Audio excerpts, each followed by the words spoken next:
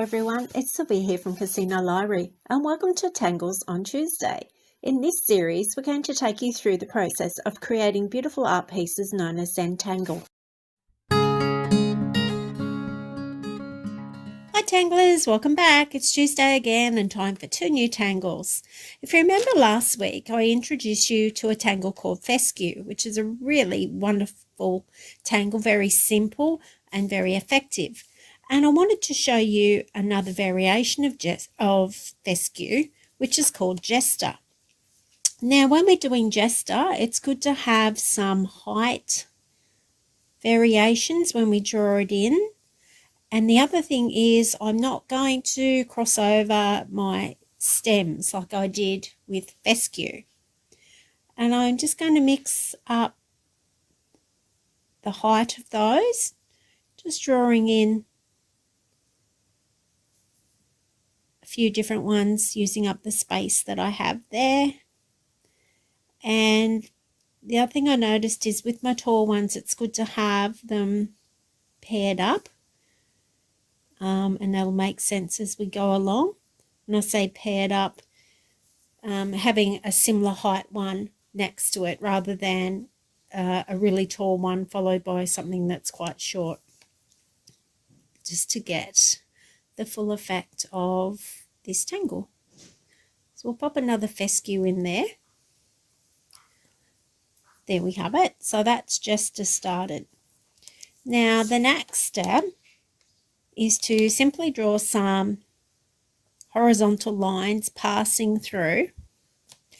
And I'm not going to go to the very top of each fescue that I've drawn. The height that I go to will be determined by the shortest of the two fescue that I'm working with. So with this one, I'm just going to start drawing in the horizontal lines. And I'm going to stop here, which is, you might think of it as the neck of fescue. And those lines can continue. So this is my next pair. That line can continue right through. So can that one and that one. But this one is a little bit taller than this one, so I can add a couple of more lines in between those two there. So you can see the height variation, how it comes into effect when we do these horizontal lines.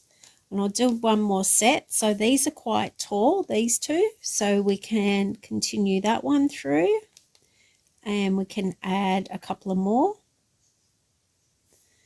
And then follow through with the ones down below.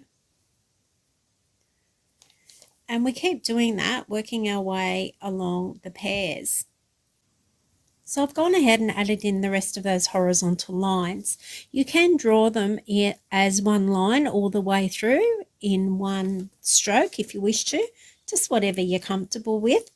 But you can see the lines didn't go any higher with this pair because I stopped in accordance with the height of this one. My lines through this pair of fescue could continue up quite a way. And then I've just done a few lines going off the page. I haven't gone all the way up. I guess you could, but I like the effect of just doing a couple. And that'll make a bit more sense as we do the next step, which is in fact, if you think back to Knightsbridge, where we coloured alternate spaces of our Knightsbridge, we shaded them in fully. That's what we're going to do with jester. So starting here, I'm going to fill in that bottom one. And you can work your way along. So colouring that one, leaving that blank, which means I'll be colouring this one. And I'll continue that right along this row. So leaving that one blank, shading my next one. And this is where the full effect of jester comes in. Think of it, think of a jester's hat, literally. Okay, so I'd keep working my way along. And then with the next row, doing the opposite to the row under it. So this one was coloured, leave that one blank. This one's blank, so I colour this one. So it's just the alternates. So where this was coloured, blank, coloured, this will be blank, coloured, filled in.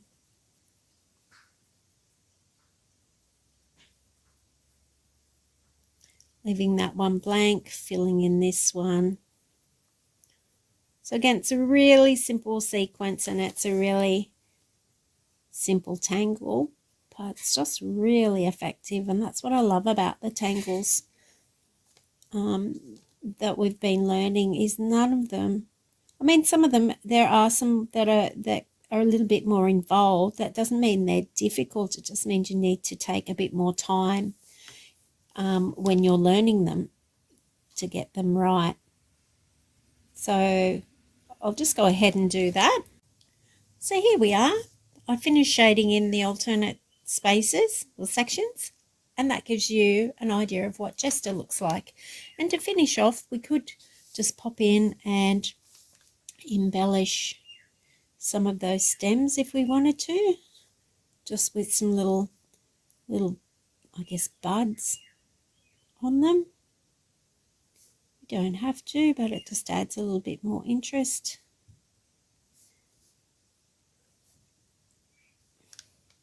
There we are. Jester. Super simple, really quick, very effective.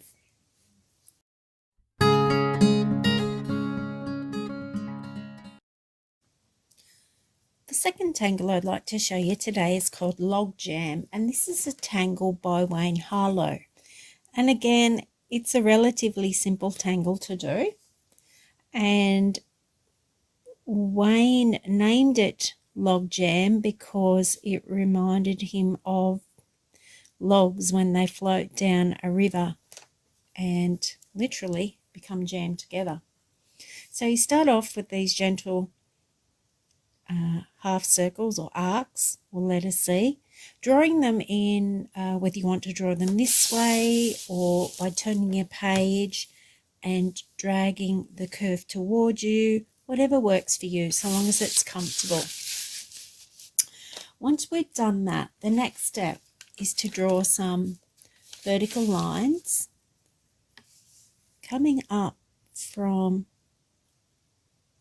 the middle of those arches. These lines can be any length you like, and in fact your arches can vary in size, be it height or width as well. And once you've done that, we now go back and we're going to join these up with our half circles or arcs,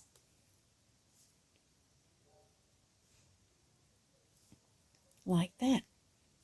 And you repeat that process. So drawing our lines in that are coming from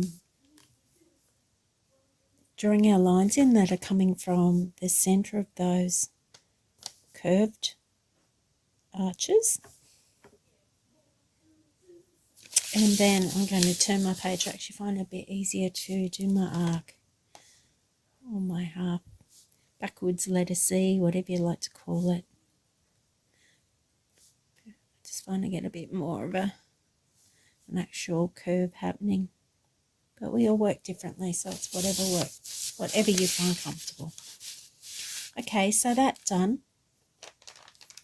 I'm going to start with these ones here, and I'm going to draw some lines in until the arc meets the two vertical lines. So it gives the impression of a log that's been sawn through, and you can see the patterns in the timber. And you do that for each one. I'm going to turn that. And you keep doing that in each, or for each of those there. Coming along to the next part, we've got that small V, adding in those curves like that, and it starts to take on the appearance of stacked timber logs. So this one here that's just a partial, I'll start up in the topmost curve and just come in there and fill them in because it's only a partial. So you can see that effect there. Same with this one. Just find it easier if I do that one first and then work my way down with those partial logs. But again, it truly is up to you. So I would do the same with these ones. And again, I'm just going to turn mine and I'm going to pull that line towards me or draw it coming towards me like that. Again on this one, so I'm starting where with that half circle or that arc comes down and then up again until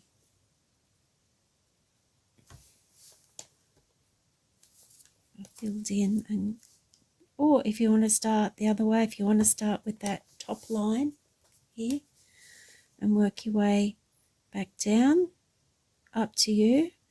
I seem to get a bit better effect if I actually start at the bottom and work my way.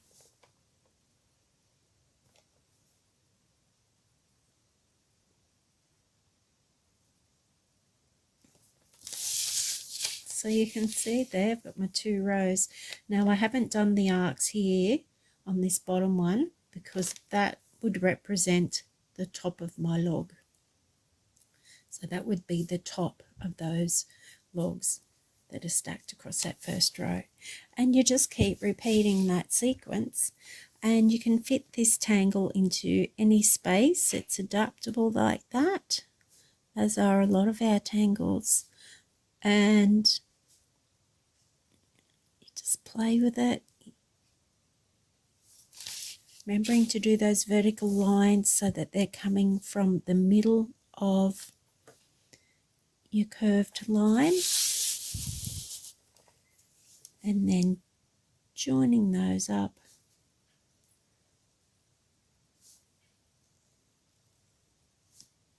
just like that. Give them a fair bit of a curve. It just gives you a bit more of a V shape in here for when you're coming in and drawing those lines in. And so you would just keep going with that. You could do all your lines or the outline of your logs first if you wish, and then come back and fill in with, well, I'm going to call them the cut lines or the sawn lines, as if we had sawn through that log, cut through that log. And again, I love the simplicity yet the effectiveness of these tangles that we've been exploring. So it looks really, really good. The effect, I wouldn't say my drawing's really, really good. I just think the effect of those simple lines, so again, straight lines, curves, tangles, that's what they're made up of, full stops. If you can do the letters S, I, O, if you can draw a curve, you can draw an arc, you can do a dot, then you can tangle. So I finished drawing in the logs for my tangle, and that probably is a bit clearer now why I didn't do anything with these, why that first row is left blank, because you can see that each of the cut ends of the log tuck in behind the back of another one. So that is actually the back of a log. Now some shading can be really effective with these. you can shade the actual cut area using your pencil and your blending tool to add some extra interest in there. So you could do that for each of those cut ends of the log and just blend it. Again, you can always add a little more blending, not so easy to take it away, so just do it lightly to begin and then come back if you wish to add in a little more. And we could even add a little bit of blending, so it's as if these lines are coming down into a valley. So I could opt to do some shading through the valley area and just blend that like so. Or you might decide you just want to shade on one side of those logs. And again, it's just a matter of playing with it and whatever is pleasing to your eye, and remembering it's not about the end result, it's just about that process of drawing your tangles, of getting lost in the process, slowing down your mind, slowing down your breathing, and just creating some calm for yourself. So it truly is a wonderful meditative, relaxing thing that you can do. So you can see some different effects there, shading the ends of your logs that are being cut, doing your valley or just one side of your valley, depending on what you feel like doing with that shading. So that there for you is a wonderful tangle by Wayne Barlow called Log Jam.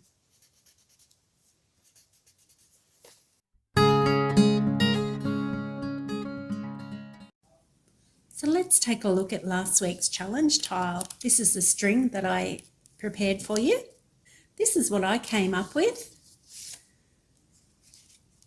using the two tangles that we learnt last week, which was the angelfish and the fescue. And it's hard to see where my string was now that I've added these in, but I drew angelfish in these two parts of my string, or used that as a guide. As you can see, I well and truly went outside of my string, but that's because our string is just a guide. And then popping another one into the corner here, and each of those corners I just used 5 because the odd numbers give us better balance. And I just started connecting them with random lines, and I kept building on that because I wanted to build up quite a dense background to make the angelfish pop out even more, and just the small dots along the lines just to add interest. It reminded me a little bit of seaweed. And I did my shading as well. I did go back over the angelfish with a 0.3 marker once I'd finished shading, just to highlight them a little more. And through here I had my tipple, which is always a great filler, and I shaded some of the tipple, not all of it. Some of them I coloured in fully, and others I did a little bit of shading. And then this wonderful fescue, which I'm really loving, and I brought it all the way up into here and added some shading as well. So that's what I came up with. I had lots of fun. I do enjoy that angelfish. In fact, I don't think there's a tangle I don't like. They just all really push me to be that bit more creative, and that's what I love. So this is a string that I have for you this week so that we can practice our two new tangles, which are Log Jam and Jester. So I'll be interested to see what you come up with next time we meet. So do have a go. You can download this. It'll be available in the comments below, and I look forward to catching up with you again soon. Below you'll find a link to the practice sheet that I've been using here today. You'll also find a link to this week's challenge tile.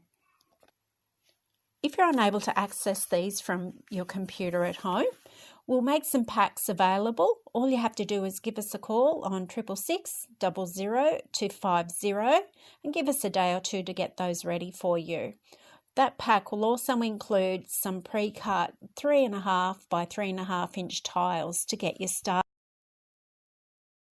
And remember, if you'd like to receive instant updates when new content is added to our YouTube channel, please click the subscribe button. Thanks for joining us here today, and we'll see you next week for another Tangles on Tuesday.